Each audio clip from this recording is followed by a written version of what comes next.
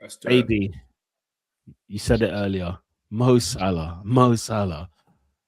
running away from Ooh, Liverpool. He's Um, running away. He yeah, is running away. announced that he's leaving at the end of the season. Um, first of all, how are you feeling, man? Um, you know what? I think the sort of the fallout with sort of Honest lot, and I think the drop in production softened the blow a little bit because it's kind of like it was inevitable. It's kind of like, okay, right, the writing was sort of on the wall here. Obviously, still, a bit of shock, of course. And I think Mo Salah, when you look at this sort of the last best part of a decade, last 7, 8, 9 years, and he's been the poster boy of this resurgence. And growing up, my dad would tell me about Barnes and people like that. Mm. In 10 years, 20 years, whenever, I want to be able to tell my kids about Mohamed Salah. And it's stuff of fable, it's stuff of absolute folklore. And to have the privilege of watching virtually every kick, certainly watching every single goal, every single assist, every single moment of magic that man produced. Mm. All you can say is thank you, and Agreed. two league titles when I hadn't seen one a day in my life, another European Cup, countless clutch moments, goals, assists. Towards the end of his time, he added this playmaker bag that we'd never seen before. And yeah, I think he typified, and he's as I said, he's the poster boy of my favorite ever time as a Liverpool fan. That what 2017 to what 2020, or maybe even 2022. I know we had a crap season, sort of lockdown year, but Mm.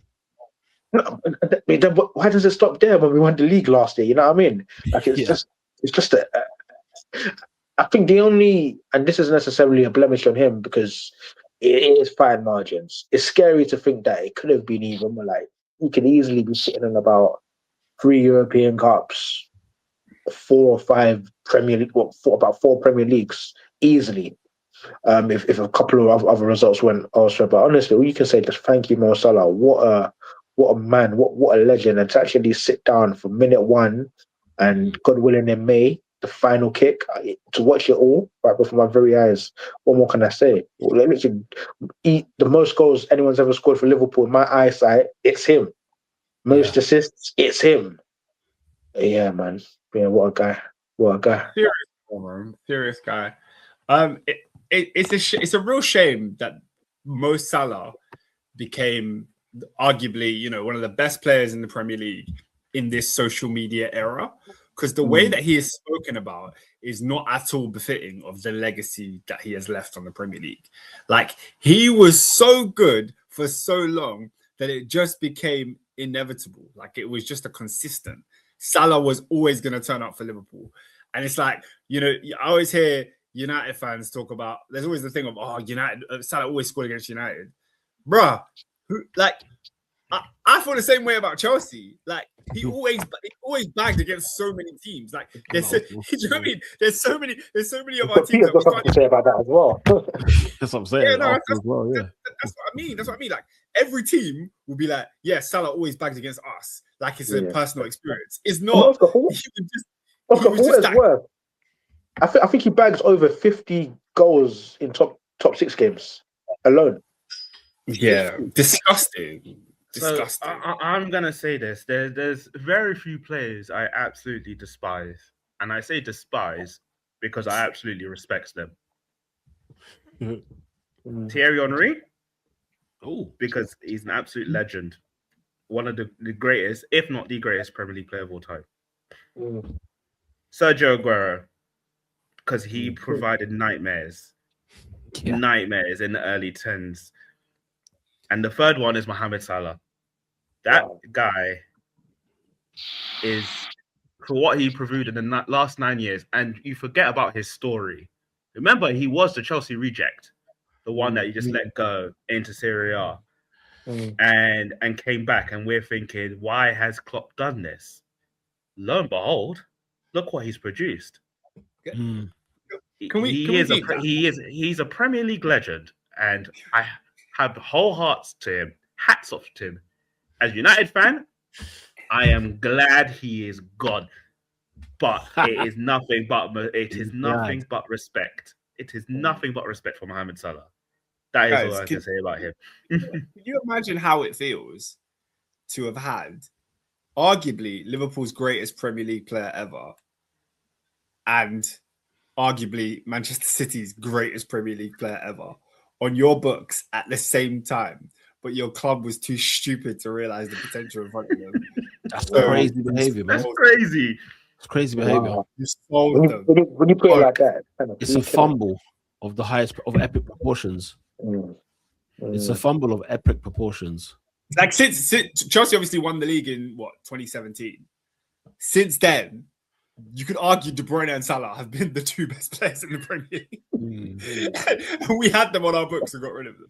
Although one thing I will say is that, and I think the only person that can tell us this is Mohamed Salah himself. That Chelsea rejection maybe lit a fire under him that never seen before. Because let's just talk about the physique, right? I'm not necessarily too sure what Salah was sort of dealing with Chelsea days, but I'd imagine he's improved considerably in that time. But he's like he's sculpted out of marble. Absolute phenomenon, hungry, he's relentless. He's not, as Peter would eloquently say, a nasty, unscrupulous, ruthless SOB. So maybe potentially, like sometimes in your journey in life, you need that cold shoulder, you need that rejection because it lights that fire under you. And then when we sort of saw him in Italy, it's like, oh, okay, there's something there. And then, comes back to England. Killer, like stone cold killer, heartless, ruthless. I wanted your love, Jose. I wanted it. You didn't give it to me. Yeah, so I want to take it. I'm going to take it all, and he did. Lo and behold, he did. Yeah, I mean, let me give 2 cents on this. This is a player that I didn't know this could exist. The kind of player he was, I didn't know this could happen. I didn't know that in the Premier League. We talk about leagues and how hard it is to do certain things, or he couldn't do that on a wet night in this, that, and the other. This guy came to the perch, blood, and said, I'm here, brother. I've done it. I've done it all. He won the Champions League. He won 2 Premier Leagues. He's been to Champions League finals. Salah, who we saw at Chelsea very, very briefly, and we thought, okay, maybe he's not up to scratch. He's not one of those guys. He transformed Liverpool. Like he transformed. Like, listen, Sadio Mane, Roberto Firmino. There's a couple others, right? Who definitely, they changed the landscape of Liverpool, what we made them to be. But Mo Salah was just gangster. He was a killer. Wow. Simple as. He was just a killer. And even now, like, what I find really astonishing is the fact that this is actually happening before our very eyes, because he's still got more in the tank, guys. How old is he? 2? He's going to be 34 in June. I think he's coming to 34, yeah. Let me tell you something right now. He's not going to Saudi. He's going to be playing in a league that is half decent, and he's going to be killing it there. I've got my feelers say Italy, Syria. Or something tells me Italy. Yeah, Syria or Turkey. That's what my feelers are. I could see him. I could see him at like Inter. I mean, Inter need to come to Inter. I can hate. No, I can no longer hate. Yeah, I can see that Inter. They love 34-year-olds. Have you seen Mkhitaryan? Yeah, they love it. I'm saying we love a restoration. We love a restoration. You know what I mean? Maybe back to Roma, but it depends. If Roma get to the top 4 this year, maybe you might see him there. Maybe. They can go to Como. I've seen Salah come to my ground, hurt me. I've gone to Anfield. I've made the trip to Anfield, get hurt by Salah. The one goal that stands out to me where I'm just like, this man is just nuts. When he from the halfway line, he meets Bellerin.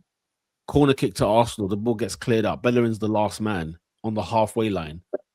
And Salah just goes I think we were together, weren't we, AD? Yeah, That's when we were together. in our eyesight, and Ernest as well. In our eyesight, I saw it. And Wow. vision, he was gone, straight line, 100-meter sprint. And I just saw the cop go nuts. And you just thought to yourself, for flip's sake, you know, the goal against Man City, when he cuts inside, he turns and he cuts inside again and then buries it.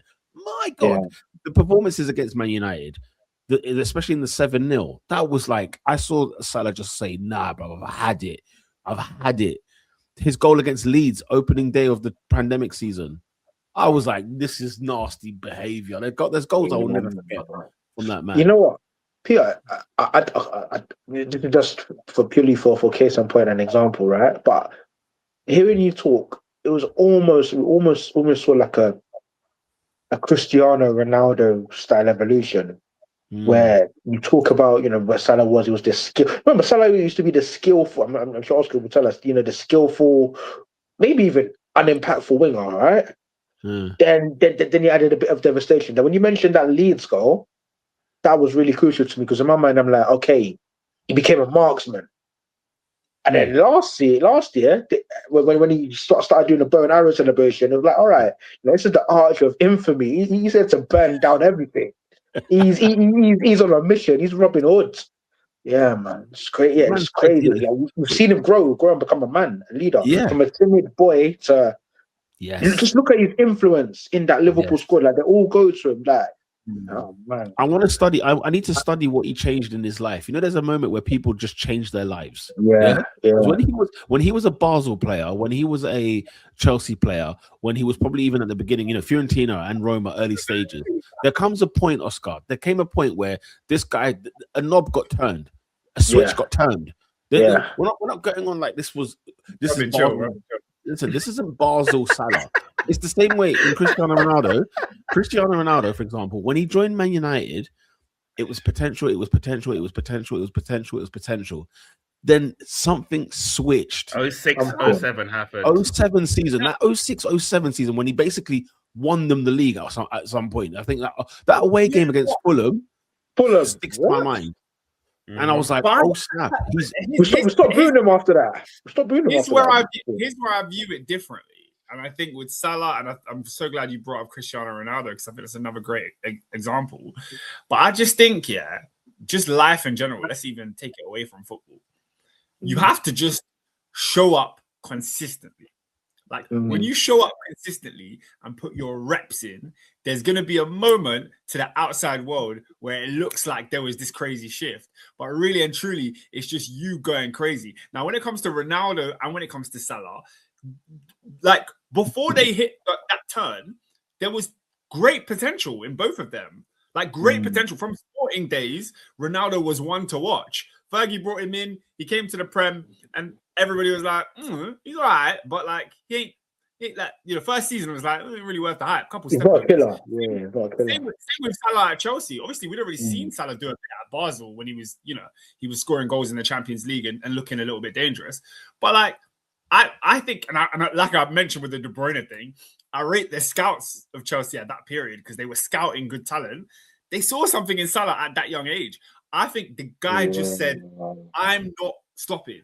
I'm putting in my reps in. You know, there's no doubt in my mind that Salah is always at training, always on time, always like one of the last to leave. There's no doubt in my mind that that's just his mentality. He just goes and goes and goes and goes and goes. But you know, like, so Oscar, but you know, like the mentality of him. I don't necessarily think anything changed in terms of like his. I'm not saying like, oh, he trained harder, he did more of this, he did that. Maybe the reps, as you say, you know, compound interest, right? With the more you 100%. Do it, it will just come back to you. But the what I will say is, I don't think I thought of Salah, or even Salah may have thought himself. You know, I'm just hypothetically speaking here, but he never thought he would be the best player in the world when he was at Basel. When he was at Chelsea. Why do you think?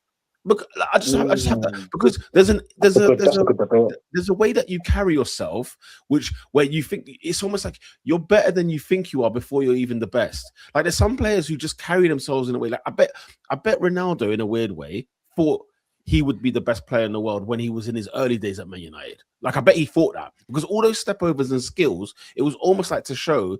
You see that Garnacho's attitude now. Yeah. It's that thing of like, he actually thinks he's better than he is. Whereas I think with Salah, we get that. I get that more humility side of Salah in the early stages. Man started taking his shirts off in celebration. I said, "Hang on a minute. This guy said, I'm showing you these abs because I've worked hard for these abs. I'm showing you these abs." Damn right. You know what I'm saying? Like, I don't believe that was Salah all the way from birth. Now, I could be wrong. All it takes is a Mohamed El Neni or somebody who was a teammate with him at Basel to say, "Yo, no, Salah was in the gym shooting at 12." Then I'll be like, "Okay, this was always him. We just didn't know."